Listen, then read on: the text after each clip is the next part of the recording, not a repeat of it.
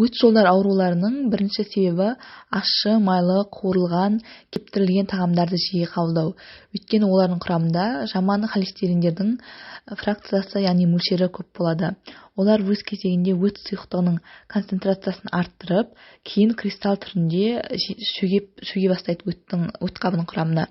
Сөйтіп сладж, яғни өттің қоюлығына алып келеді. Одан кейін екінші, тамақ қабылдаудың арасы ұзақ болып кету, немесе ашығу, әртүрлі детокс диеталар кезінде болуы мүмкін. Яғни біз тамақ жеген кезде өт қабы жиырылады да ішінен өт ағады. Ал біз ұзақ уақыт тамақ жемесек, өт қабының ішінде де өт ұзақ уақыт тұрып қала береді.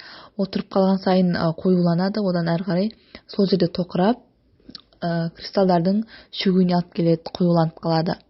Одан кейін екінші себеп генетика. Яғни сіздің ата-анаңызда, ата-әжеңізде осы өт жолдар ауруларымен проблема болса, онда сізде диета дұрыс ұстамасаңыз, дұрыс тамақтанбасаңыз, сізде де осының қаупі жоғары болуы мүмкін.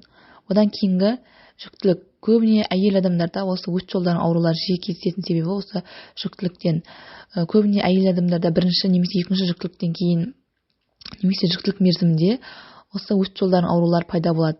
Себебі бала өскен сайын, жатыр ұлғайған сайын ішкі органдарды жоғары көтеріп басып тастайды. Ішкі органдардың қысылуы пайда болады. Олардың қан айналым жүйесі нашарлайды. Одан кейін өт қабынан өттің ағуының нашарлауы, сөйтіп тұрып қалып қоюланып, солай пайда болады. Сонымен қатар жүктілік кезінде прогестерон гормоны өт қабының көлденең жолақты бұлшық етін босаңсытады да өт қабының гипотониясына әкеледі. Яғни гипотония дегеніміз дұрыс жиырмайды, соның ішінен өт ішінде қалып қояды. Одан кейінгі себеп ол семіздік, яғни артық салмақ, гиподинамия, аз қозғалыс, көбіне офис қызметкерлері, жүргізушілер, пенсиядағы адамдар осы көп қозғалмандықтан да оларда жиі кездеседі. Себебі өт қабы ол бұлшық етті орган болып табылады. Оны жақсы жиырылу үшін үнемі тонуста болып тұру қажет. Ал гиподинамия оны ушықтырады. Одан кейінгі себеп үнемі стрессте жүру. Яғни ол кезде ол өт қабының және өт жолдарының бұлшық еттерін спазмға ұшыратады. Спазм дегеніміз